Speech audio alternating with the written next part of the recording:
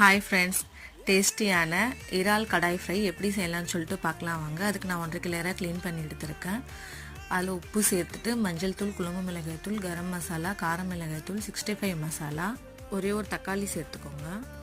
இஞ்சி பூண்டு பேஸ்ட்டு, தயிர் சேர்த்து நல்லா மிக்ஸ் பண்ணி ஒரு 10 மினிட்ஸ் ஊற வச்சுக்கோங்க.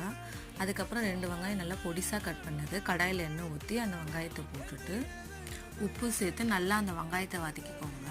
நல்லா வெங்காயம் ஒரு கண்ணாடி பதம் வந்த பிறகு இந்த மிக்ஸ் பண்ணி வச்ச இறாலை போட்டு நல்லா ஒரு மிக்ஸ் பண்ணிக்கோங்க. இறாலில் தண்ணி சேர்க்க தேவையில்லை, ஏன்னா இறாலே தண்ணி விடும்.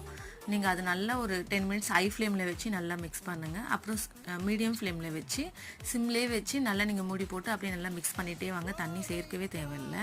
நீங்கள் அதிலே தண்ணி விட்டு நல்லா உங்களுக்கு வெந்து வந்துடும் இறா. கொத்தமல்லி, கருவேப்பிலை, பச்சை மிளகா போட்டுட்டு மிளகுத்தூள் லாஸ்ட்டாக தூவிட்டு நீங்கள் இதை இறக்கிடலாம். இதை செஞ்சு பார்த்துட்டு கமெண்ட் பண்ணுங்கள். தேங்க்யூ.